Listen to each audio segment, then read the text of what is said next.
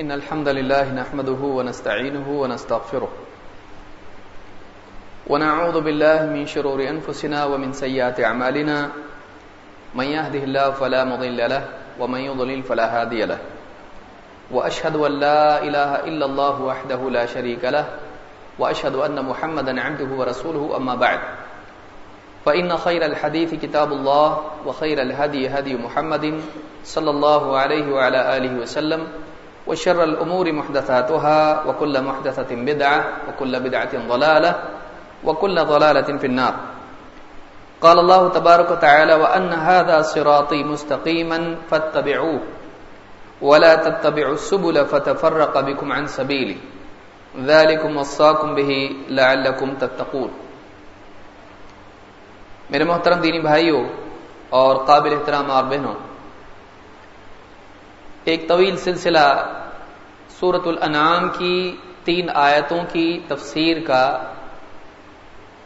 تقریباً میں سمجھتا ہوں کئی دروس پر چلا ہے، اور ان 3 آیتوں میں اللہ رب العالمین نے 10 وصیتیں سارے انسانوں کو کی ہیں، اور سماج کی اصلاح کے لیے اور فرد اور مجتمع، اکیلا انسان اور پورا معاشرہ، ان دونوں کی اصلاح کے لیے ان 10 باتوں کا لحاظ کرنا بہت ضروری ہے۔ اور سماج میں بگاڑ انہی احکامات کے بگاڑ کی وجہ سے آتا ہے۔ اگر ان تمام چیزوں کو آپ دیکھیں تو کہیں کوئی چیز اللہ سے متعلق ہے جیسے توحید، اس میں بگاڑ آ جائیں آخرت بگڑ جاتی ہے، اللہ سے بندے کا تعلق بگڑ جاتا ہے۔ کئی معاملہ اپنے محسنین ماں باپ کا ہے جنہوں نے اس کی تربیت کی، ان کے ساتھ بدسلوکی ایک انسان کے ناشکرے ہونے کی مثال اور اس کا اظہار ہے، اس کا ثبوت ہے۔ کہیں یہ معاملہ کمزوروں کے اعتبار سے ہے جیسے یتیم، یہ اس بات کی علامت ہے کہ اگر ایک انسان یتیم پر ظلم کرتا ہے تو وہ صرف طاقت کے بل پر حقوق دیتا ہے، کمزور کو دیکھ کر اس کا حق ہڑپ جاتا ہے۔ کہیں یہ معاملہ معاشی اعتبار سے ہے جیسے پچھلے درس میں ہم نے دیکھا کہ ناپ تول میں نقص کرنا، کمی کرنا، کوتاہی کرنا، ڈنڈی مارنا جس کو ہم کہتے ہیں، یہ ایک سماج کی برائی ہے، اللہ نے اس پر بھی نکیر کی ہے۔ کہیں کسی کا ناحق قتل کرنا ہے، اور کبھی فقر و فاقے کے ڈر سے اولاد کو مار ڈالنا ہے، یہ جان کی اور انسانوں کی زندگیوں کی تباہی ہے، معاشرے کے لیے بگاڑ ہے۔ تو جان، مال یا اسی طرح سے زنا ہے جو عزت ہے، یہ 3 بنیادی چیزیں ہیں، کسی کی عزت، کسی کی جان، کسی کا مال، اس کو خراب کرنا۔ اللہ رب العالمین نے ان احکام میں ان تمام چیزوں کو جمع کیا ہے، اور شروعات اللہ تعالیٰ نے کی اپنے حق سے، اس لیے کہ سب سے پہلا حق بندے پر اللہ کا ہے، اور سارے حقوق بندے پر عائد کرنے والا بھی اللہ ہے۔ بندوں کا بندوں پر کوئی حق نہیں ہے سوائے اس کے جو اللہ نے ان پر عائد کیا ہے۔ تو پہلا حق اللہ نے اپنا بیان کیا ہے، پھر ماں باپ کا، اس کے بعد ایک کے بعد ایک کے بعد دیگرے اللہ تعالیٰ نے کئی احکام بیان کیے ہیں، اور آخر میں اللہ تعالیٰ نے بات ختم کی۔ تو آج اسی بات پر ہم اپنے اس درس کے سلسلے کو بھی ختم کریں گے جو آخری وصیت اللہ تعالیٰ کی ہے، اور یہ شریعت کی پیروی، صراط مستقیم کی اتباع، بدعات اور شہوات اور شبہات سے اجتناب، ان تمام چیزوں کو شامل ہے۔ اللہ تعالیٰ نے فرمایا وَأَنَّ هَذَا صِرَاطِي مُسْتَقِيمًا فَاتَّبِعُوهُ، اور یہ میری سیدھی راہ ہے، وَأَنَّ هَذَا صِرَاطِي مُسْتَقِيمًا، اور یہ میرا سیدھا راستہ ہے، فَاتَّبِعُوهُ، تم اسی کی پیروی کرتے رہو، وَلَا تَتَّبِعُوا السُّبُلَ فَتَفَرَّقَ بِكُمْ عَنْ سَبِيلِهِ، اور ہاں ان دوسری راہوں میں مت نکل جانا، اس صراط، اس سیدھے راستے کو چھوڑ کر جو دوسرے راستے ہیں جو دوسری راہیں ہیں سبل، ان میں مت نکل جانا، ان کی پیروی مت کرنا، ان پر مت چلنا. کیا ہوگا؟ فتفرق بکم عن سبیلہ، یہ راہیں تمہیں اللہ تعالی کی راہ سے دور کر دیں گی. ذالکم وصاکم بہ لعلکم تتقون، اللہ تعالیٰ اس چیز کی تم کو تاکید کرتا ہے تاکہ تم پرہیزگار ہو جاؤ، تاکہ تم ہلاکت اور بربادی سے بچو.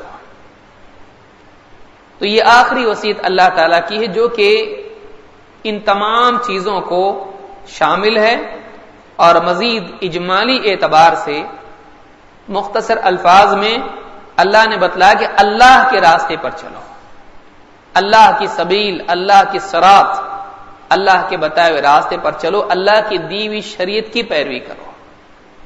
تو اس کو ہم سمجھنے کی کوشش کریں گے.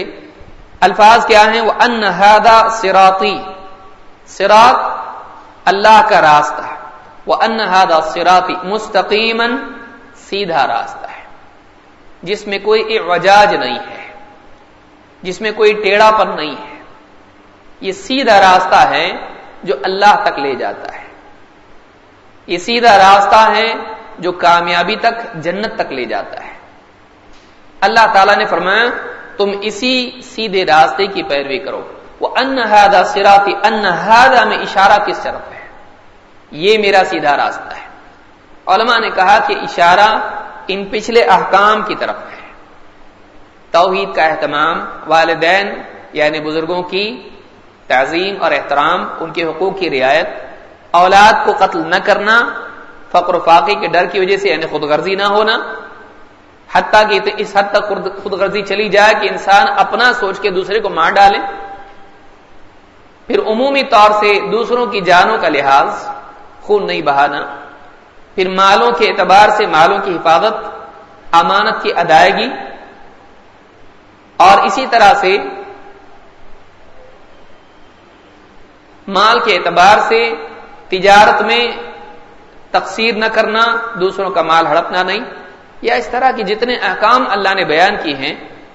تو یہاں پر اللہ نے کہا کہ وَأَنَّ هَذَا صِرَاطِي، یہ میری صراط ہے، یہ میرا سیدھا راستہ ہے. تو یہ جو یہاں پر اشارہ ہے یہ ان پچھلے احکام کی طرف ہے، یا پھر اس سے مراد وہ پورا دین ہے جو اس قرآن میں آیا ہے، وہ پورا دین ہے جو محمد رسول اللہ صلی اللہ علیہ وسلم لے کر آئے، وہ پوری شریعت ہے جو اللہ کی طرف سے دی ہوئی ہے. تو ہذا میں اشارہ دونوں طرف ہو سکتا ہے، یہ جو اجمالی احکام ہیں ان کی طرف بھی، یا پھر یہ جو دین محمد صلی اللہ علیہ وسلم پیش کر رہے ہیں، یہ جو احکام، یہ جو جینے کا طریقہ محمد رسول اللہ صلی اللہ علیہ وسلم کے ذریعے سے دیا جا رہا ہے اس قرآن میں، تو یہ سارا بھی اس میں مراد ہو سکتا ہے کہ یہ میری سیدھی راہ ہے، تم اسی کی پیروی کرتے رہو.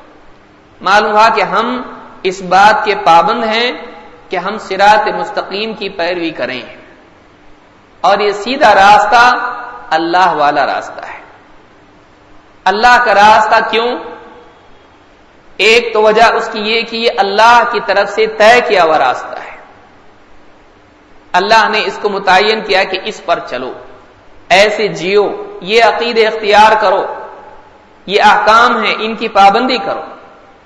تو یہ اللہ نے بتلایا کہ اس پر چلو، لہذا اللہ کا ہوا. اور دوسرے اس اعتبار سے بھی کہ یہی راستہ ہے جو اللہ تک پہنچاتا ہے. ان ھذا صراطی، یہ میری صراط ہے. آج بھی ہم کہتے ہیں یہ بمبئی کا راستہ ہے، کیوں؟ وہ بمبئی تک لے جاتا ہے. یہ فلاں علاقہ، یہ مکہ کا ہے، یہ مدینہ کا راستہ ہے. تو اللہ والا راستہ کون سا ہے؟ جو اللہ تک پہنچائے، اور جو آدمی اللہ تک پہنچے وہ جنت تک پہنچتا ہے. اللہ کو پائے بغیر ایک انسان جنت نہیں پا سکتا ہے. لہذا کہا کہ یہ میرا راستہ ہے، یہ میری پسند والا راستہ ہے، یہ میرا طے کیا ہوا راستہ ہے، تم کو دیا ہوا راستہ ہے، یہ مجھ تک پہنچانے والا راستہ ہے. ان ربی علی صراط مستقیم، میرا رب صراط مستقیم پر ہے. مطلب کیا ہے؟ اس راستے پر چلو گے اللہ تعالی سے تمہارا تعلق صحیح ہوگا. اللہ تک پہنچو گے، ورنہ اللہ سے دور ہو جاؤ گے۔ بندہ مکلف ہے کہ وہ اللہ تک پہنچے، اس اعتبار سے نہیں کہ مکانی اعتبار سے کہ چل کے وہ کہیں پہنچے گا، اس لیے کہ راستہ بھی ایسا کوئی راستہ نہیں جس پر چلے آدمی، یہ راستہ اس اعتبار سے کہ یہ جینے کا طریقہ تو اپنائے گا تو تیرا تعلق اللہ سے صحیح ہوگا۔ اسی لیے ابراہیم علیہ السلام نے کیا کہا تھا؟ انی مہاجر الی ربی سیہدین، میں اپنے رب کی طرف ہجرت کر کے جا رہا ہوں۔ تو یہ نہیں کہ کسی علاقے میں بستی میں جا رہے ہیں، مطلب یہ ہے کہ میں تمہارے جینے کے طریقے کو چھوڑ کر، تمہارے عقائد کو چھوڑ کر، تمہارے رسم و رواج کو چھوڑ کر میں اس راستے کو اختیار کر رہا ہوں جو اللہ نے دیا ہے۔ تمہارے شرک کو چھوڑ کر میں توحید کو اپناتا ہوں، تمہارے جھوٹے معبودوں کو چھوڑ کے میں اللہ کو اپنا معبود تسلیم کرتا ہوں، تمہارے اپنے رسم و رواج کو چھوڑ کر میں اللہ تعالیٰ کے دیے ہوئے دین کو اپناتا ہوں، میں تم کو چھوڑ کر اللہ کی طرف جا رہا ہوں۔ تو یہاں پر اللہ والا راستہ سے مراد وہ راستہ ہے جو اللہ سے جوڑتا ہے، وہ دین ہے جو اللہ سے قریب کرتا ہے۔ فَفِرُّوا إِلَى اللَّهِ، اللہ نے کیا کہا؟ تم دوڑو اللہ کی طرف۔ اللہ کی طرف دوڑنے کا مطلب کیا ہے؟ کہ ایک انسان مخلوق سے فرار اختیار کر کے اللہ کی طرف دوڑے، وہ مخلوق کے بندھن سے نکل کے اللہ کے بندھن میں جائے، وہ سماج کے رسم و رواج جو سماج کے بنائے ہوئے ہیں ان کو چھوڑ کے اس جینے کے طریقے کو اپنائے جو اللہ نے دیا ہے۔ اس لیے کہ اللہ کا قرب اور اللہ کی محبت اللہ کی محبوب چیز کے اپنائے بغیر نہیں ہو سکتا ہے۔ اللہ کا محبوب کب بنے گا؟ اللہ کی محبت اس کو کب ملے گی؟ اللہ کی محبت اس کو تب ملے گی جب اللہ کی پسند کی چیز کو یہ اپنائے۔ اس میں کیا کمال ہے؟ انسان میں کیا کمال ہے؟ کافر ایک مومن ہے، فرق کیا ہے؟ اس کی بھی آنکھیں، اس کے بھی ہاتھ، اس کے بھی پاؤں، اس کو بھی عقل ہے، اس کو بھی زبان ہے، اس کو بھی ہے۔ ایک اچھے اور برے آدمی میں تمیز کرنے والی چیز کیا ہے؟ اچھا برا کیا ہے؟ کوئی آدمی اپنے طور پر کر رہا ہے میں جو کر رہا ہوں اچھا ہے، تو جو کر رہا ہے وہ برا ہے، وہی بات وہ بھی کہہ رہا ہے۔ تو ایک انسان اچھا کب بنتا ہے؟ اور واقعی اچھائی کیا ہے، برائی کیا ہے؟ اچھائی وہ ہے جس کو اللہ اچھا بتائے، برائی وہ ہے جس کو اللہ برا بتائے۔ لہذا ایک انسان اللہ کا محبوب نہیں بن سکتا ہے جب تک کہ اللہ کی محبوب چیز کو نہ اپنائے۔ یہ زندگی کا راز ہے، یہ اصل ہے کہ اللہ کا محبوب بننا ہے۔ چاہتا ہے آدمی کہ اللہ اس کو پسند کرے۔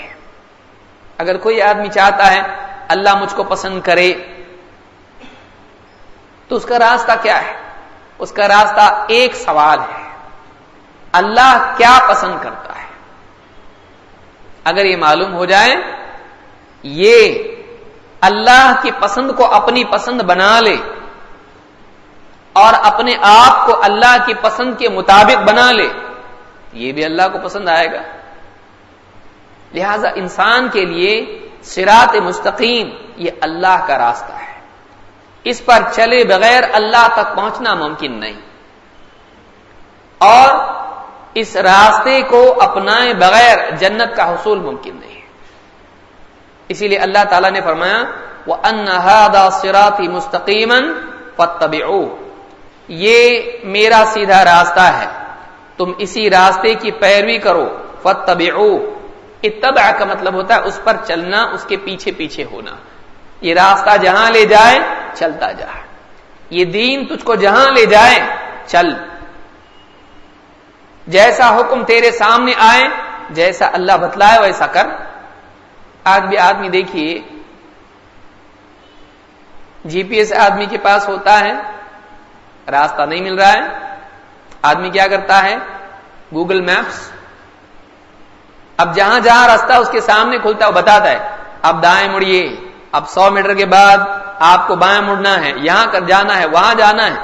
تو ایک انسان زندگی میں منزل پر پہنچنے کے لیے کسی رہبر کے تابع ہوتا ہے۔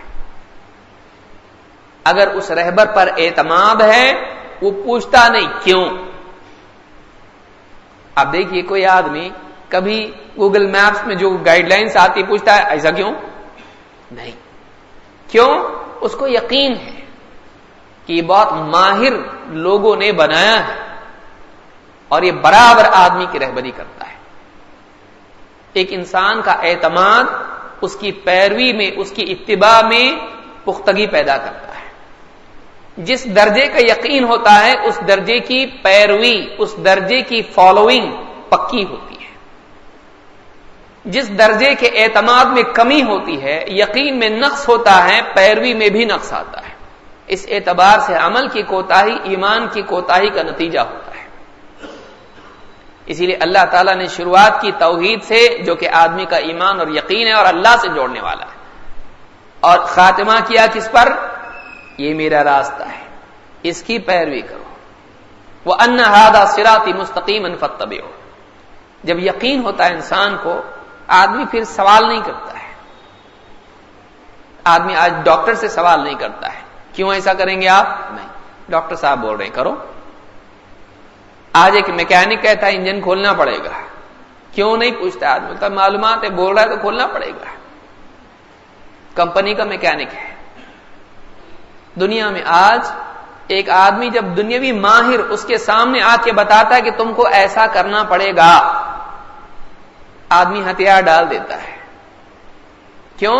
اس پر اعتماد ہوتا ہے، یہ پروفیشنل ہے، یہ ماہر ہے، یہ آدمی اس میدان کا بڑا ہے، اس کی ماننی پڑے گی. مجھ کو معلومات نہیں، اس کو معلومات ہے. اللہ تعالی بندے کے بارے میں جانتا ہے، اس کی بھلائی کس میں ہے، اس کا نقصان کس میں ہے. اللہ تعالیٰ بتلا دے ایسا کر، ایسا مت کر.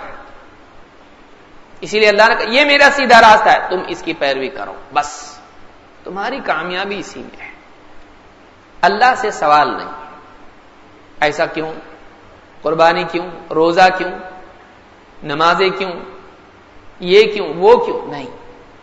ہاں ایک آدمی حکمت اگر معلوم کرنا چاہتا ہے یہ ایک الگ چیز ہے، لیکن یہ کہ جب تک کہ میری سمجھ میں نہیں آئے گا میں نہیں مانوں گا، یہ آپ کسی انسان سے کہہ سکتے ہیں، اللہ اور اس کے رسول سے نہیں. کیونکہ چاہے آپ کو سمجھ میں آئے یا سمجھ میں نہ آئے آپ کو ماننا ہے. ہاں کوئی عام انسان ہے، حتیٰ کہ عالم بھی ہے، آپ اس سے کہہ سکتے ہو آپ کی بات سمجھ میں نہیں آ رہی ہے، اس لیے کہ وہ خود دلیل نہیں ہے. لیکن اللہ کی بات خود دلیل ہے، وہ کسی اور دلیل کا محتاج نہیں. رسول کی بات خود دلیل ہے، رسول کو کسی دلیل دینے کی ضرورت نہیں. اللہ بول دے مان لینا ہے، رسول صلی اللہ علیہ وسلم حکم دے دیں مان لینا ہے. ہاں ان کے علاوہ اگر کوئی ہے اس کے بول دینے سے وہ قانون نہیں بنتا ہے. تو جب اللہ اور اس کے رسول کی بات سامنے آ جائے یہ صراط مستقیم ہے. اسی لیے میں آگے اس پر بھی آ رہا ہوں کہ رسول کہاں سے آ گئے. آپ یہ کہیں گے اب تک تو اللہ کی بات آ رہی تھی. وَأَنَّ هَذَا صِرَاطِي مُسْتَقِيمًا فَاتَّبِعُوهُ وَلَا تَتَّبِعُوا السُّبُلَ فَتَفَرَّقَ بِكُمْ عَنْ سَبِيلِهِ. جہاں اللہ نے کرنے کا کام بتلایا وہیں نہ کرنے کا کام بھی بتلایا. اور یہی کمال ہے تعلیم کا. چاہے بچوں کو ہم تعلیم دیں یا بڑوں کو، کیا کرنا ہے یہ بتلایا جائے، کیا نہیں کرنا ہے یہ بھی بتلایا جائے. اس لیے کہ ہر حکم میں اس حکم سے خروج کے کچھ راستے ہوتے ہیں، کچھ ایسی چیزیں ہوتی ہیں کہ اگر نہ بتایا جائے تو آدمی کو سمجھ میں نہیں آئے گا کہ یہ نہیں کرنا تھا. اللہ نے بتلایا وَأَنَّ هَذَا صِرَاطِي مُسْتَقِيمًا فَاتَّبِعُوهُ، پہلے کرنے کا کام بتلایا. پھر کیا کہا؟ وَلَا تَتَّبِعُوا السُّبُلَ. آپ دیکھیں گے کہ یہاں پر سبیل ہی آ رہا ہے، فَتَفَرَّقَ بِكُمْ عَنْ سَبِيلِهِ. تو سبیل کا مطلب کیا ہوتا ہے؟ راہ، راستہ. اس کی جمع کیا ہے؟ سبل، راستے. اللہ کا راستہ ایک ہے، صراط مستقیم.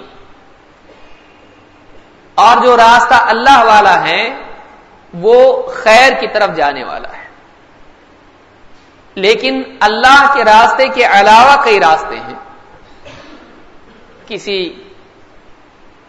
سماج کا بنا ہوا راستہ، شیطان کا بنایا ہوا راستہ، خواہشات کا راستہ، وَلَا تَتَّبِعِ الْهَوَىٰ، اللہ نے کہا نا خواہش کی پیروی مت کر، وَلَا تَتَّبِعُوا خُطُوَاتِ الشَّيْطَانِ، شیطان کے نقش قدم پر مت چلو۔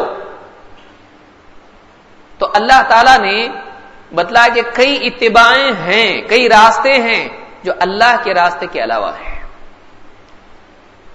ان راہوں میں چلنا کیوں نہیں چلیں بھائی؟ باپ دادا کا راستہ کیوں نہیں؟ شیطان کا کیوں نہیں؟ نفس کا کیوں نہیں؟ سماج کا کیوں نہیں؟ اللہ نے نقصان اس کا ایک ہی بتلایا، اگر تم ان راستوں پر چلو گے، اللہ والا راستہ ہے نا تمہارے پاس، اسی پر چلو۔ اگر تم اس کے علاوہ کسی اور راستے پر چلو گے، نقصان کیا ہوگا؟ فَتَفَرَّقَ بِكُمْ عَنْ سَبِيلِهِ، وہ اللہ کے راستے سے تم کو دور کر دیں گے۔ اس کی بہت بڑی قیمت تم کو چکانی پڑے گی، اس کا بہت بڑا نقصان تم کو اٹھانا پڑے گا۔ اللہ کے راستے سے محرومی تم کو برداشت کرنی پڑے گی۔ لہذا بدعات کا نقصان کیا ہوتا ہے؟ سنت سے محرومی ہے۔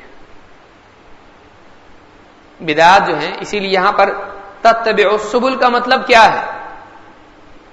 تم دوسری راہوں میں مت چلو۔ اللہ کے دین سے ہٹ کے کیا ہے؟ سنت سے ہٹ کے بدعات، دین سے ہٹ کے بے دینی، اللہ کے بتائے ہوئے طرز حیات سے ہٹ کے کیا ہے؟ رسم و رواج، بدعات و خرافات۔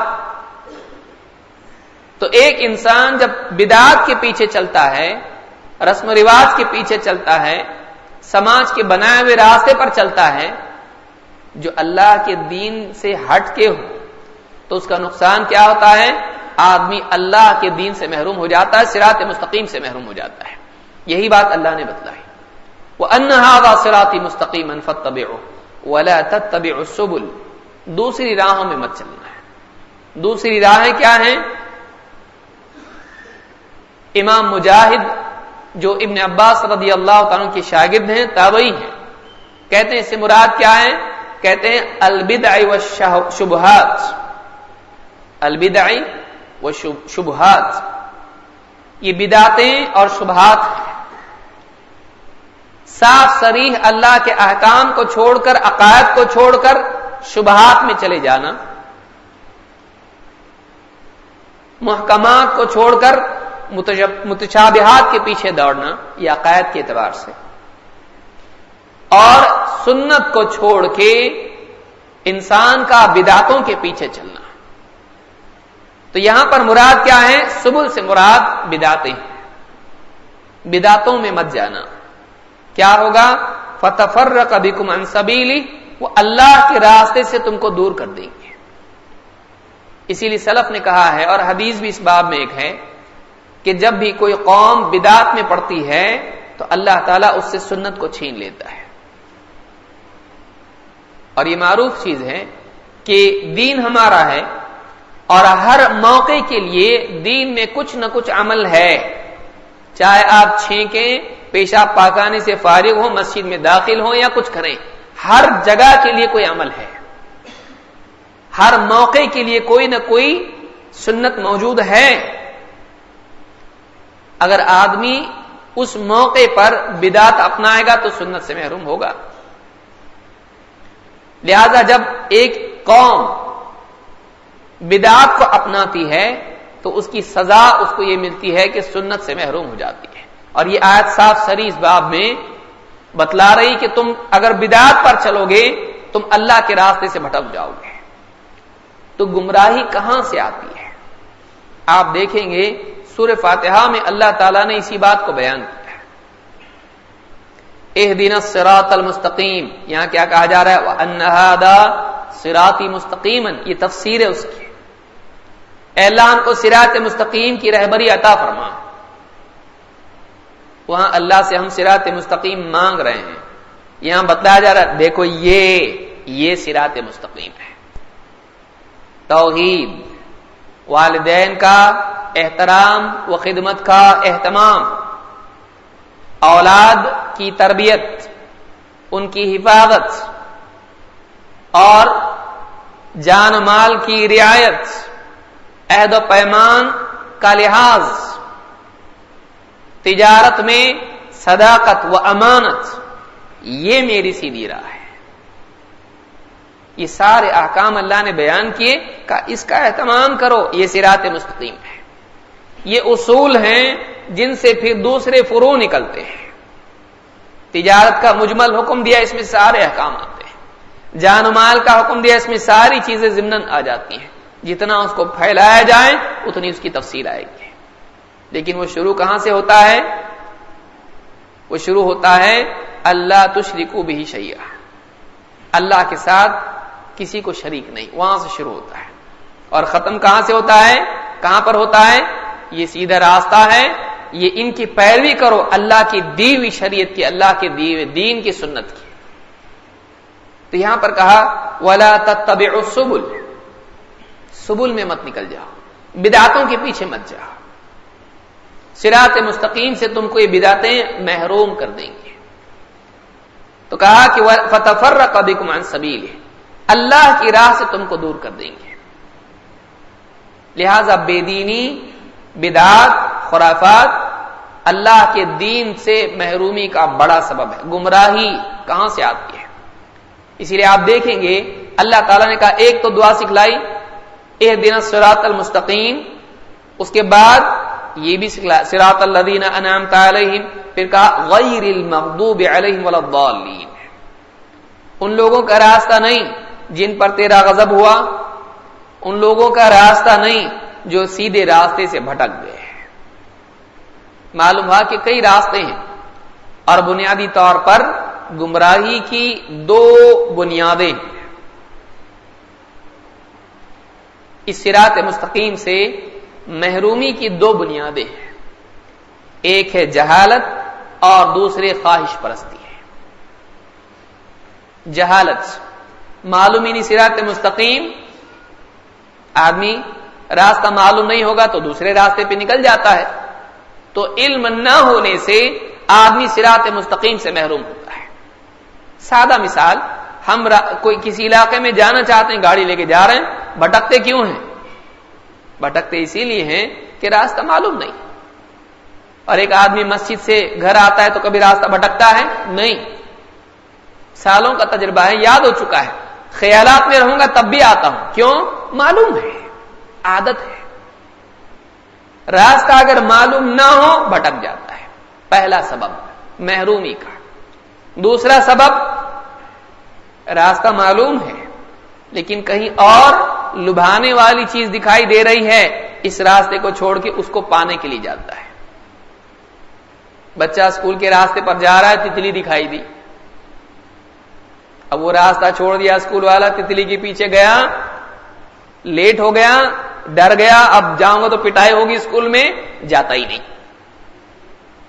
تو کبھی سیدھے راستے کو چھوڑنے کی وجہ کیا ہوتی ہے؟ ایک انسان اپنی مرغوبات کہیں اور دیکھتا ہے، خواہشات کی پیروی ہے۔ صراط الذین انعمت علیہم، اور دو لوگ غیر المغضوب علیہم ولا الضالین، یہ دو کون ہیں؟ اے اللہ ان کے راستے سے بچا جن پر تیرا غضب ہوا۔ کون؟ جنہوں نے راستے کو جانا لیکن خواہشات کی پیروی کی وجہ سے اس راستے کو چھوڑ دیا ہے، لذتوں اور شہوتوں کے پیچھے نکل گئے اور اس راستے سے محروم ہو گئے۔ ایک وجہ یہ یہود، آسمان والا نہیں چاہیے کھانا، ہم کو کیا چاہیے؟ من و سلوہ نہیں چاہیے، ہم کو کیا چاہیے؟ ساگ اور یہ اور وہ فلاں چیزیں چاہیے، لذت پرستی۔ اور دو ضالین، بھٹکنے والے، کون؟ نصارہ، کہ علم کو ضائع کر دیا، پھر اپنی عقل کی بنیاد پر عقیدے بنائیں اور اپنی عقل کی بنیاد پر دین پر چلنے کے لیے مجاہدے گھڑے، رہبانیت، تثلیث کا عقیدہ، عیسیٰ علیہ السلام کی الوہیت کا عقیدہ، سب جہالت کی وجہ سے اس علم کو ضائع کر دیا جو اللہ کی طرف سے آیا تھا، بلکہ علم کی بجائے اپنی عقل کو پیمانہ بنایا، اپنی عقل کو مصدر بنایا عقائد کے لیے، جہل۔ اور یہود نے کیا کیا؟ اپنی خواہشات کو جینے کے لیے مصدر بنایا، جو جی چاہیں وہی کریں گے، خواہشات کے پیچھے چلیں گے یہاں تک کہ اگر اللہ کا دین، اللہ کی کتاب خواہشات سے ٹکرائے، اپنے آپ کو نہیں بدلیں گے، کتاب کو بدل دیں گے۔ تو یہ یہود کا مسئلہ ہے۔ تو یہ دو بنیادی پرابلم ہیں، اسی لیے اللہ نے کہا وَلَا تَتَّبِعُوا السُّبُلَ، البدع والشبہات، خواہشات، اسی لیے عربی زبان میں بدعت کو ہوا کہتے ہیں، ہوا، خواہشات کی پیروی۔ وَمَا يَنطِقُ عَنِ الْهَوَىٰ إِنْ هُوَ إِلَّا وَحْيٌ يُوحَىٰ، وحی کے بالمقابل ہوا ہے۔ ہوا کا مطلب ہوتا ہے خواہش۔ تو وَلَا تَتَّبِعُوا السُّبُلَ فَتَفَرَّقَ بِكُمْ عَنْ سَبِيلِهِ، وہ تم کو اللہ کے راستے سے بھٹکا دیں گے۔ صراط مستقیم سے آدمی محروم کب ہوتا ہے؟ سوال کا جواب ہم کو مل گیا کہ گمراہی آتی کہاں سے ہے۔ صراط مستقیم جس کی دعا ہم سورہ فاتحہ میں مانگتے ہیں، آدمی اس سے محروم کب ہوتا ہے، کیوں ہوتا ہے؟ وَلَا تَتَّبِعُوا السُّبُلَ، اللہ کی سبیل کی بجائے بدعتوں کے پیچھے چلتا ہے اور بھٹک جاتا ہے، اور ایسا بھٹکتا ہے کہ رجوع ممکن نہیں ہوتا ہے۔ بدعت کا نقصان کیا ہے؟ آدمی کو ہدایت نصیب نہیں ہوتی ہے۔ کیوں؟ اس لیے کہ آدمی جو بدعت ایجاد کرتا ہے اس کو بھلائی سمجھ کے کرتا ہے۔ جس کو آدمی بھلائی سمجھے اس سے توبہ کیوں کرے بھائی؟ اس سے توبہ نہیں کرے گا۔ اسی لیے اللہ نے فرمایا وَلَا تَتَّبِعُوا السُّبُلَ فَتَفَرَّقَ بِكُمْ عَنْ سَبِيلِهِ ذَلِكُمْ وَصَّاكُمْ بِهِ لَعَلَّكُمْ تَتَّقُونَ، اللہ تم کو یہ وصیت کر رہا ہے تاکہ تم بچو۔ لَعَلَّكُمْ تَتَّقُونَ دونوں اعتبار سے ہیں، تاکہ تم بچو گمراہ ہونے سے، تاکہ تم بچو برائیوں سے اور پرہیزگار بن جاؤ، تقوی والے بن جاؤ۔ لَعَلَّكُمْ تَتَّقُونَ تاکہ تم برے انجام سے بچو، دنیا میں گمراہی اور بگاڑ سے بچو، آخرت میں عذاب اور جہنم سے بچو۔ تو یہاں پر اللہ تعالیٰ نے یہ آخری وصیت اس سلسلے میں کی ہے، اور وہ وصیت کیا ہے؟ صراط مستقیم کی پیروی کرو۔ ایک طرف ہم اللہ سے دعا مانگ رہے ہیں، لیکن دوسرے اللہ کا حکم بھی ہے، تمہارا کام ہے یہ صراط مستقیم پر چلنا۔ یہ تم نے مانگا تھا نا صراط مستقیم کی ہدایت، لو یہ میری صراط مستقیم ہے۔ ان چیزوں کا اہتمام اپنی زندگی میں کرو، تم کامیاب ہو جاؤ گے۔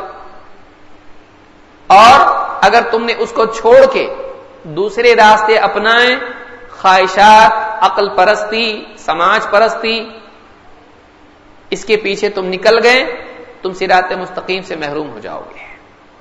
تم کو اس کو پکڑ کے چلنا ہے، اس راستے کے پیچھے چلنا ہے، اس راستے پر چلنا ہے۔ آئیے اس کی تفصیل مزید دیکھتے ہیں۔ اللہ تعالیٰ نے فرمایا کتاب انزلناہ الیک لتخرج الناس من الظلمات الى النور باذن ربهم الى صراط العزیز الحمید۔ کتاب، یہ قرآن، یہ کتاب ہے، ایک ایسی کتاب انزلناہ الیک، اے نبی ہم نے اس کتاب کو آپ کی طرف نازل کیا ہے۔ کتاب انزلناہ الیک، خطاب کس سے ہے؟ اللہ کے نبی صلی اللہ علیہ وسلم سے۔ اے نبی یہ ایک کتاب ہے جسے ہم نے آپ کی طرف نازل کیا ہے۔ کیوں؟ لِتُخْرِجَ النَّاسَ مِنَ الظُّلُمَاتِ إِلَى النُّورِ بِإِذْنِ رَبِّهِمْ، تاکہ اے نبی آپ لوگوں کو باہر نکالیں۔ لِتُخْرِجَ النَّاسَ مِنَ الظُّلُمَاتِ، اندھیروں سے، إِلَى النُّورِ، نور کی طرف، بِإِذْنِ رَبِّهِمْ، ان کے رب کے حکم سے، إِلَى صِرَاطِ الْعَزِيزِ الْحَمِيدِ، جو رب کیسا ہے؟ اس رب کی راہ، اس رب کی صراط کی طرف جو زبردست غلبے والا ہے اور بہت تعریف کا حقدار ہے۔ اے نبی ہم نے یہ کتاب آپ کی طرف نازل کی ہے تاکہ آپ کے رب کے حکم سے اور آپ کے رب کی توفیق سے آپ لوگوں کو اندھیروں سے اجالے کی طرف لے آئیں، اس اجالے کی طرف، اس راستے کی طرف جو اللہ کا راستہ ہے، جو بڑا زبردست ہے اور تعریف کا حقدار ہے۔ یہاں پر آپ غور کریں، یہ نہیں کہا اللہ تعالیٰ نے کہ یہ کتاب ہم نے تمہاری طرف اے لوگوں نازل کی ہے تاکہ تم اس کو پڑھ کے تم ہدایت پر آ جاؤ۔ آپ غور کریں، خطاب کس سے ہے؟ نبی سے، اور اندھیروں سے نکالنے کے لیے نازل کیا کتاب کو، لیکن اندھیروں سے نکالنے والی شخصیت کون ہے؟ محمد رسول اللہ صلی اللہ علیہ وسلم۔ اے نبی، ہم نے آپ کی طرف یہ کتاب بھیجی تاکہ آپ لوگوں کو نکالیں اندھیرے سے۔ معلوم یہ ہوا کہ ایک انسان اگر نبی کو چھوڑ کر، اگر نبی کی سنت کو چھوڑتا ہے، نبی صلی اللہ علیہ وسلم کی رہبری کو نہیں تسلیم کرتا ہے، حدیثوں کو نہیں مانتا ہے اور صرف قرآن کو لیتا ہے، وہ اندھیروں سے باہر نہیں نکلے گا۔ آپ غور کریں، خطاب نبی سے ہے، کام کس کا؟ اندھیروں سے نکالنا نبی کا۔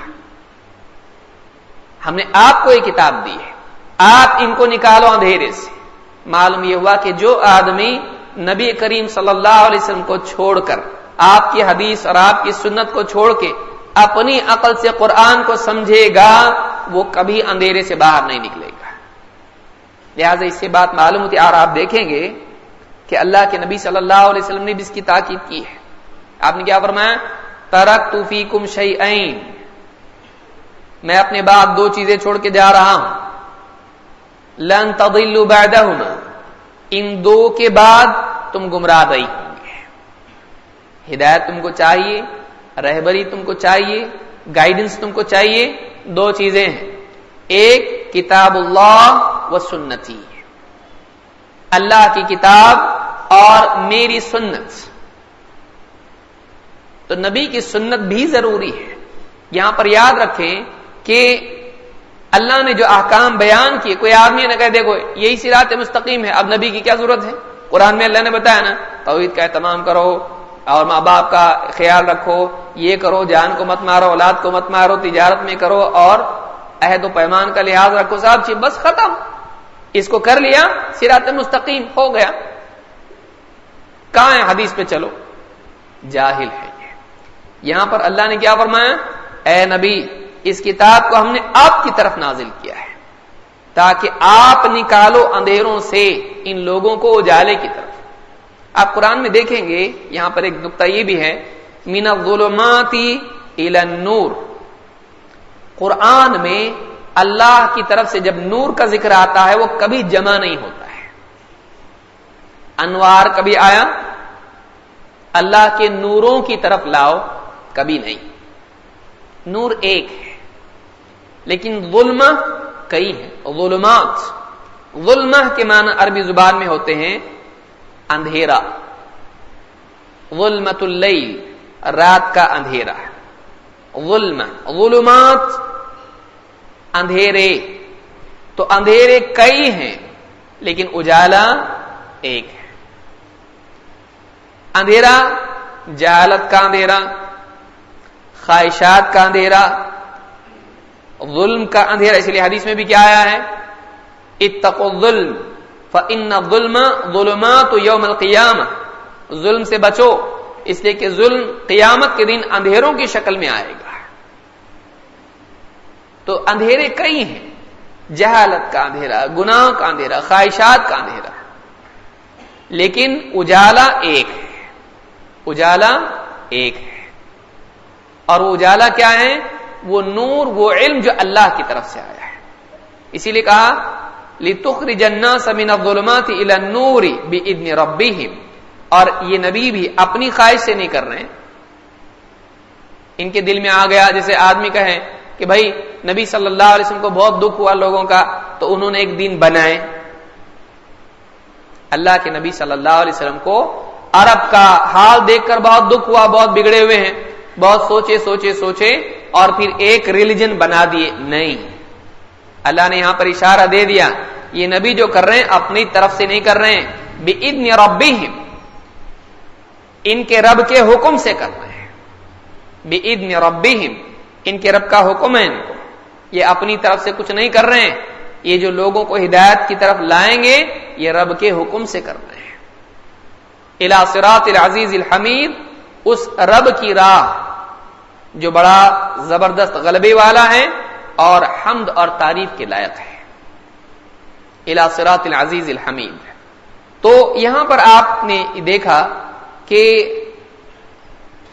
اندھیروں سے نکل کر اجالے کی طرف لانا یہ نبی کریم صلی اللہ علیہ وسلم کی ذمہ داری تھی، لہذا آج بھی اگر کوئی آدمی اندھیرے سے اجالے کی طرف آنا چاہتا ہے یا اجالے پر باقی رہنا چاہتا ہے، وہ نبی کریم صلی اللہ علیہ وسلم سے مستغنی نہیں ہے، آپ کی تعلیمات سے آزاد نہیں ہو سکتا ہے۔ اس کو چھوڑ کے صرف قرآن پکڑ لیں، وہ آدمی کبھی ہدایت نہیں پائے گا، یہ بھی یاد رکھنا ضروری ہے۔ ٹھیک ہے، اور آگے بڑھتے ہیں۔ اللہ تعالیٰ نے دوسری جگہ فرمایا وَكَذَلِكَ أَوْحَيْنَا إِلَيْكَ رُوحًا مِّنْ أَمْرِنَا، اور اسی طرح سے اے نبی اوحینا الیک، ہم نے آپ کی طرف وحی کی ہے، روحًا من امرنا، اپنے حکم سے ایک روح کی وحی کی ہے۔ روحًا من امرنا، قرآن کو روح کہا گیا ہے۔ روح کیا کرتی ہے؟ روح اگر کسی میں ہے تو کیا ہے؟ مردہ ہے نا۔ روح اگر اس کسی میں ہے تو وہ زندہ ہے، اس کی حیات روح پر مبنی ہے۔ اگر روح نکل جائے مر گیا، موت واقع ہو جاتی ہے۔ مردہ بچہ ہے، ماں کے پیٹ میں ہے، ابھی اس میں جان نہیں ہے، اس میں روح آتی ہے، اس میں حیات آتی ہے، وہ زندہ ہوتا ہے۔ اسی طرح سے ایک انسان ہے، وہ جہالت میں پڑا ہوا ہے، وہ کفر اور شرک میں پڑا ہوا ہے، وہ مردہ ہے، وہ مردہ ہے۔ اومن کان میتا فاحییناہ، اس کا کیا حال ہے؟ جو مردہ تھا تو ہم نے اس کو زندگی دی۔ تو یہاں پر آپ دیکھیں گے کہ دینی اعتبار سے جو آدمی جہل اور شرک اور کفر میں پڑا ہوا ہے وہ مردہ کی طرح ہے، اس میں شعور نہیں ہے۔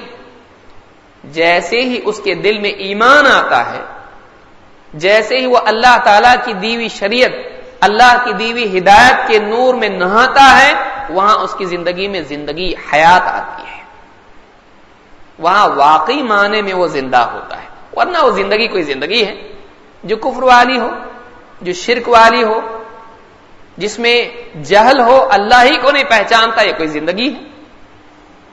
دینی اعتبار سے واقعی زندگی ایمان والی زندگی ہوتی ہے۔ اسی لیے اللہ نے فرمایا کہ وَكَذَلِكَ أَوْحَيْنَا إِلَيْكَ رُوحًا مِّنْ أَمْرِنَا، ہم نے اپنے حکم سے ایک روح آپ کی طرف وحی کی ہے۔ جب یہ زندگی میں قرآن آتا ہے، جب یہ وحی زندگی میں آتی ہے، جب دل میں یہ آتا ہے، اس پر ایمان آتا ہے، تو پھر دل کو حیات نصیب ہوتی ہے، دل کی زندگی ہے۔ جب تک بندہ اللہ سے نہیں جڑتا ہے مردہ ہوتا ہے، جب اللہ سے جڑتا ہے زندہ ہو جاتا ہے۔ اسی لیے اللہ کے نبی صلی اللہ علیہ وسلم نے فرمایا اس انسان کی مثال جو اللہ کو یاد کرتا ہے اور اس انسان کی مثال جو اللہ کو یاد نہیں کرتا ہے، ان دونوں کی مثال زندہ اور مردہ کی طرح ہے۔ اللہ سے جڑا ہوا نہیں ہے، مردہ ہے۔ یہ قرآن، یہ وحی، یہ دین بندے کو اللہ سے جوڑنے کے لیے ہے۔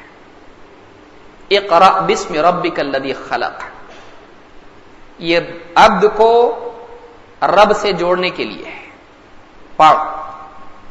کذالک وکذالک اوحینا الیک روحا من امرنا ما کنت تدری ما الکتاب ولا الایمان، اے نبی آپ کو نہیں معلوم تھا کتاب کیا ہے، ایمان کیا ہے، نہ آپ کو کتاب کی تفصیل معلوم تھی، نہ آپ کو ایمان کی تفصیل معلوم تھی۔ آپ کو کتاب اور ایمان معلوم ہی نہیں تھا کہ واقعی اللہ کی کتاب میں کیا ہے، پہلے سے معلوم نہیں تھا، اللہ نے بتایا پھر معلوم ہوا۔ آپ کو معلوم نہیں تھا کہ کن چیزوں پر ایمان لانا ضروری ہے، کیا تفصیل ایمان کی ہے، کیا عقائد اسلام کے ہیں، اللہ کیا چاہتا ہے کہ بندہ مانے، آپ کو نہیں معلوم تھا۔ ما کنت تدری ما الکتاب ولا الایمان، آپ کو نہیں معلوم تھا، لیکن اللہ نے کیا فرمایا وَلَكِنْ جَعَلْنَاهُ نُورًا نہدی بہ من نشاء من عبادنا. آپ دیکھیے نور کی بات ہو رہی تھی،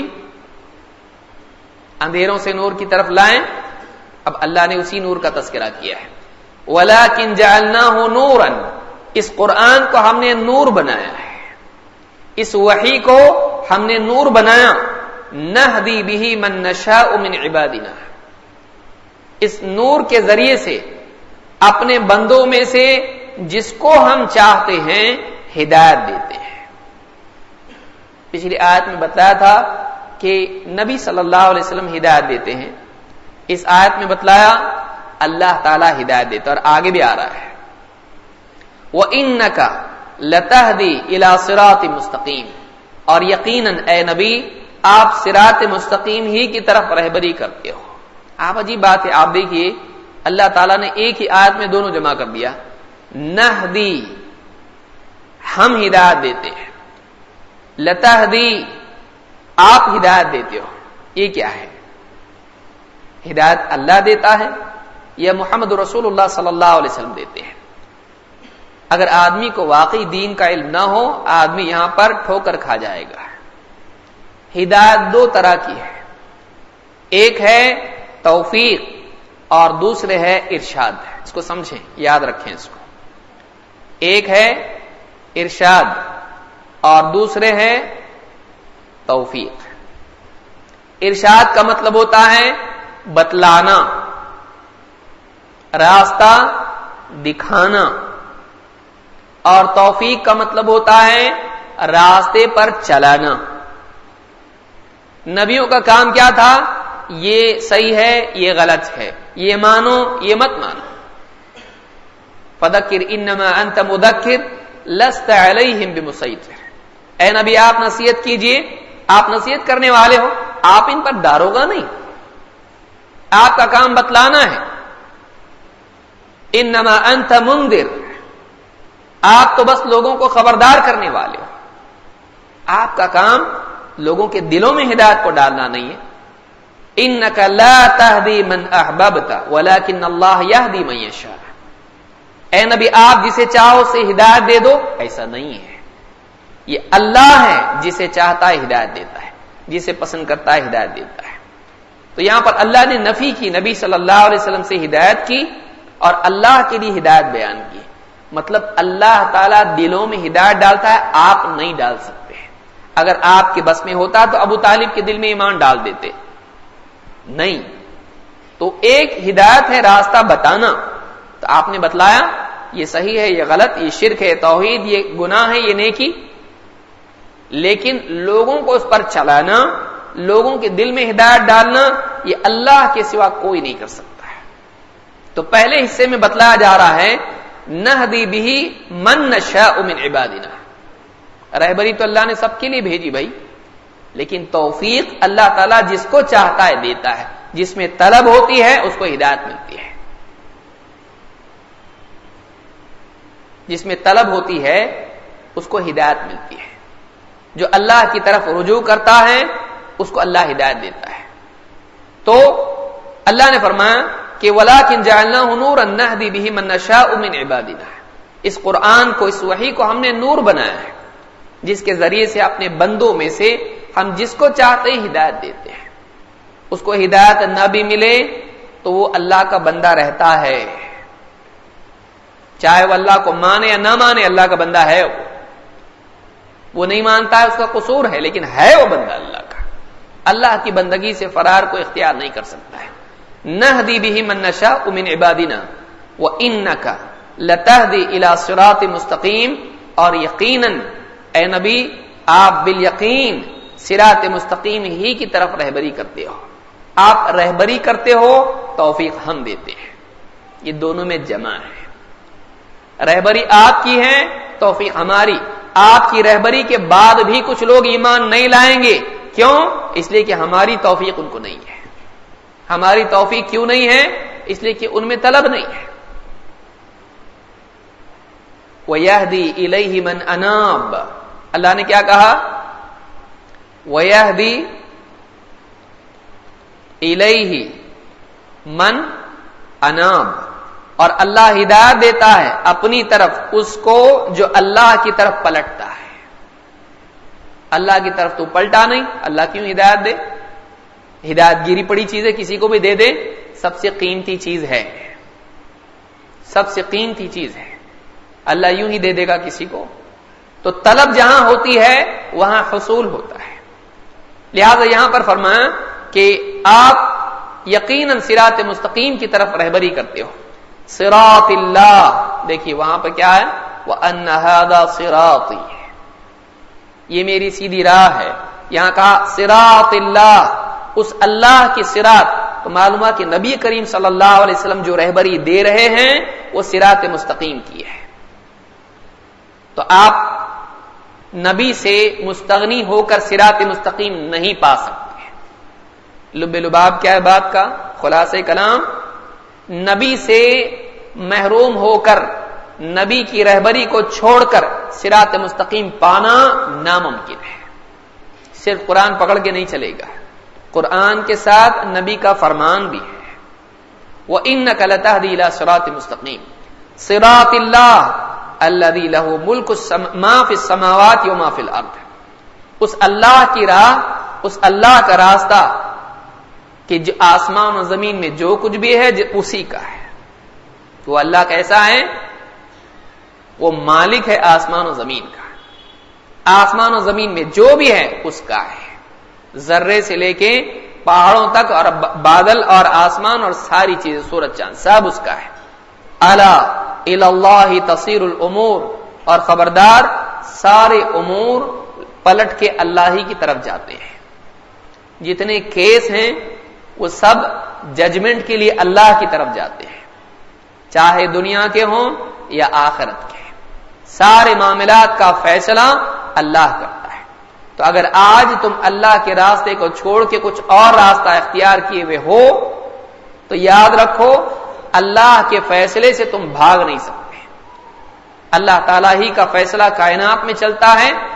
آج اگر تم نے اللہ کا راستہ چھوڑ کے کوئی اور راہ چنی تو سارے معاملات اللہ کے پاس فیصلے کے لیے جاتے ہیں, اور قیامت کے دن وہ تمہارے معاملے میں فیصلہ کرے گا. تمہارا گمراہی کو اپنانا یوں ہی نہیں جائے گا, قیامت کے دن اس کا فیصلہ ہونے والا ہے. تو یہاں پر اللہ تعالیٰ نے یہ بات بتلائی کہ نبی کریم صلی اللہ علیہ وسلم صراط مستقیم کی طرف رہبری کرتے ہیں. لہذا آپ کی تعلیمات کو اپنانا صراط مستقیم کو اپنانا ہے. قرآن کے فہم کے لیے نبی کا فرمان ضروری ہے. اور آگے آئیے, جابر بن عبداللہ رضی اللہ عنہ سے روایت فرماتے ہیں, کننا عند النبی صلی اللہ علیہ وسلم, ہم اللہ کے نبی صلی اللہ علیہ وسلم کے پاس تھے. فخط خطا, آپ نے ایک لکیر کھینچی. فخط خطا وخط خطین عن یمینہ, دو راستے آپ نے دائیں طرف اس کے کھینچے. وخط خطین عن یسارہ, اور دو راستے آپ نے بائیں طرف کھینچے. دو لکیریں آپ نے بائیں طرف بنائی, دو دائیں طرف بنائی. فقال هذا سبیل اللہ, ثم وضع يده في الخط الاوسط, اور پھر آپ نے اپنی انگلی بیچ والے راستے پر رکھی, بیچ والی لکیر پر رکھی, اور کہا هذا سبیل اللہ, یہ اللہ کی سبیل ہے, یہ اللہ کی سبیل ہے. ثم تلا هذه الآیہ, پھر آپ نے آیت پڑھی, وَأَنَّ هَذَا صِرَاطِي مُسْتَقِيمًا فَاتَّبِعُوهُ, یہ میری سیدھی راہ ہے, تم اسی پر چلتے رہو. وَلَا تَتَّبِعُوا السُّبُلَ, اور دوسری راہوں میں, ان راہوں میں مت نکل جاؤ. فَتَفَرَّقَ بِكُمْ عَنْ سَبِيلِهِ, یہ تمہیں اللہ کی راہ سے دور کر دیں گی. ایک راستہ, ایک لکیر سیدھی, دائیں بائیں, اس طرح سے لکیریں کھینچی, یعنی یہ راستے ان میں تم چلو گے اس سے دور ہو جاؤ گے, سیدھے راستے سے دور ہو جاؤ گے. تو آپ صلی اللہ علیہ وسلم نے ویژول ایڈ جس کو آپ کہتے ہیں, کہ تعلیم کا ایک طریقہ یہ بھی ہے جیسے یہاں پہ استعمال کیا جا رہا ہے کہ آپ نے زمین پر لکیر بنائی, یہ اصل ہے. اس طرح کی جو بلیک بورڈ پہ, وائٹ بورڈ پہ معلم سکھائے اس کے لیے اصل ہے, یہ حدیث اس کے لیے اصل ہے. کہ بھئی کیوں کر سکتے ایسا؟ آپ صلی اللہ علیہ وسلم نے لکیر بنائی، دائیں طرف دو، بائیں طرف دو، اور اس پہ ہاتھ رکھ کے کہا دیکھو یہ پوائنٹ آؤٹ کیا، یہ اللہ کی راہ ہے، تم اسی کو اپناؤ، اسی کی پیروی کرو۔ تو تعلیم کا ایک طریقہ یہ بھی ہے جو اللہ کے نبی صلی اللہ علیہ وسلم نے اپنایا۔ یہ ابن ماجہ کی روایت ہے۔ اسی طرح سے آپ نے فرمایا تفترق امتی علی 73 ملہ، میری امت 73 فرقوں میں بٹ جائے گی۔ کیوں بٹے گی؟ اس راستے کو چھوڑ کر ان راہوں میں نکلنے کی وجہ سے۔ کلہم فی النار، میری امت 73 فرقوں میں بٹے گی، سب جہنم میں جائیں گے، الا ملۃ واحدہ، سوائے ایک کے، سب جہنم میں جائیں گے سوائے ایک کے۔ قالوا ومن ہی یا رسول اللہ، صحابہ نے پوچھا اللہ کے رسول وہ ایک جو جنت میں جائیں گے کون ہے؟ جو جہنم میں نہیں جائیں گے جنت میں جائیں گے وہ کون ہے؟ قال ما انا علیہ واصحابی، وہ جو اس راستے پر ہوں جس پر میں اور میرے صحابہ ہیں۔ اب ایک اور چیز سامنے آئی، قرآن کی تفصیل کے لیے نبی کا فرمان اور اس کی عملی تطبیق کے لیے صحابہ کا طرز عمل ہے۔ یہ تین چیزیں اپنی زندگی میں یاد رکھیں، یہ صراط مستقیم ہے۔ صراط مستقیم کیا ہے؟ قرآن کی پیروی، لیکن قرآن کی پیروی نبی سے مستغنی ہو کر نہیں، بلکہ نبوی تفصیل، نبوی تشریح اور نبوی عملی تطبیق کے ذریعے سے۔ اللہ نے نبی کو قرآن دیا سمجھانے کے لیے، تو نبی نے جو سمجھایا وہ بھی لینا ضروری ہے، لیکن سماج میں اس کو کیسے نافذ کیا گیا، اس سماج میں کون تھا؟ صحابہ۔ تو اس دین کی، اس تفہیم کی تطبیق کیسے ہوئی؟ یاد رکھیں ان الفاظ کو۔ اس ربانی تعلیم کی تفہیم، نبوی تفہیم، اس کی عملی تطبیق صحابہ نے کی ہے۔ تو یہ جو پوری تین چیزیں ہیں کہ قرآن اور سنت اور فہم سلف، سلف کون؟ صحابہ، اور پھر وہ جو ان کے بعد ہے، لیکن اصلاً سلف صحابہ ہیں، جن میں سب سے اوپر نبی کریم صلی اللہ علیہ وسلم ہے۔ تو یہ تین چیزیں اصل ہیں جو ان تینوں روایتیں اور آیات سے ہم نے سمجھا کہ اللہ نے پہلے قرآن کا ذکر کیا ہدایت کے لیے، اندھیروں سے نکل کے اجالے میں آنے کے لیے، لیکن اسی کے ساتھ بتلایا کہ آپ کا کام ہے نکالنا ہے۔ تو قرآن و سنت دونوں ہیں۔ یہاں بھی اللہ نے بتلایا کتاب، لیکن کتاب کے ساتھ ساتھ بتلایا نبی۔ پھر یہاں پر اخیر میں نبی صلی اللہ علیہ وسلم نے بتلایا کہ جس پر میں اور میرے صحابہ ہیں، یعنی اپنے ساتھ صحابہ کو بھی آپ نے جوڑا کہ صحابہ بھی ہدایت والے راستے پر تھے۔ اس لیے جب ہدایت مشتبہ ہو جائے، دیکھیے سمجھنا کیا ہے اس میں، آپ نے اپنے ساتھ صحابہ کو جوڑا، وہ لوگ ہدایت کے راستے پر ہیں، وہ لوگ جنت میں جائیں گے امت کے اختلاف کے وقت میں، جو اس دین پر، اس فہم پر ہوں گے جس پر میں اور میرے صحابہ ہیں۔ تو جب ہدایت مشتبہ ہو جائے، کنفیوژن بڑھ جائے، اس کنفیوژن کو دور کرنے کے لیے جب اختلافات امت میں بڑھ جائیں، ان اختلافات سے خروج اور نجات کے لیے آدمی کو دیکھنا چاہیے کہ ہمارے نبی اور صحابہ کا طرز عمل کیا تھا۔ جب ہم صحابہ کے طرز عمل کو دیکھتے ہیں تو پھر ایسے وقت میں بدعات اور شبہات سے بچنے کے لیے صحابہ کا طرز عمل ہمارے لیے مشعل راہ اور نور بن جاتا ہے۔ اسی لیے آپ نے جب اپنے سے صحابہ کو جوڑا، ہم بھی نبی سے صحابہ کو الگ نہیں کر سکتے ہیں۔ اہل علم کیا فرمایا؟ شیخ البانی کہتے ہیں دیکھو اللہ نے جوڑا، وَمَن يُشَاقِقِ الرَّسُولَ مِن بَعْدِ مَا تَبَيَّنَ لَهُ الْهُدَى وَيَتَّبِعْ غَيْرَ سَبِيلِ الْمُؤْمِنِينَ، سبیل المؤمنین صحابہ کا راستہ۔ جب اللہ نے نبی کے ساتھ صحابہ کو جوڑا، یہاں پر نبی نے اپنے ساتھ صحابہ کو جوڑا، ہم کون ہوتے ہیں الگ کرنے والے؟ ہم بھی صحابہ کو جوڑتے ہیں نبی سے، کہ نبی کی سنت اور صحابہ کا فہم، قرآن و سنت کی پیروی کرنا ہے، لیکن اس پیروی میں جب کنفیوژن پیدا ہو جائے اختلاف امت کی وجہ سے، آراء و اعمال کا اختلاف ہو جائے، امت میں ٹکڑے ٹکڑے فرقے فرقے ہو جائیں، اس سے نجات کے لیے صراط السوی، سیدھے راستے کی پیروی کے لیے کیا ہے کتاب و سنت کی پیروی اور سلف کا فہم. وَأَنَّ هَذَا صِرَاطِ مستقیم. اسی لیے آپ دیکھیں گے سورہ فاتحہ میں اللہ تعالیٰ نے صراط مستقیم کی تفصیل افراد سے کی. اهدنا الصراط المستقیم. آگے کیا بتا کون سی صراط؟ صراط الذین انعمت علیہم، ان لوگوں کا راستہ جن پر تو نے انعام کیا. تو یہ افراد ہیں، اسی لیے صراط مستقیم کی تفصیل میں اللہ نے اشخاص اور افراد کو بیان کیا. صحابہ کا مجموعی فہم یہ ہمارے لیے صراط مستقیم ہے. قرآن و سنت اصل ہے اور اس اصل کی تطبیق کے لیے صحابہ کو دیکھنا ضروری ہے اشتباہ شبہات کے وقت میں. لہذا یہ پوری باتیں ان 3 آیتوں میں آپ دیکھیں گے یہ قرآن ہے کہ 3 آیتیں ہیں 151 سے لے کر 153 تک. ان 3 آیتوں میں اللہ رب العالمین نے کتنی اہم باتیں بیان کی ہیں.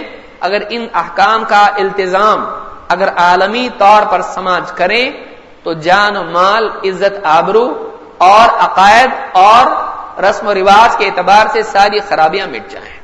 لہذا ان چیزوں کا اہتمام کرنا صراط مستقیم کی پیروی ہے. یہ 10 چیزیں اصل ہیں اور اس کی تفصیل بہت زیادہ ہے اور علماء نے ان 10 باتوں کو کہا یہ ہے الوصایا العشرہ.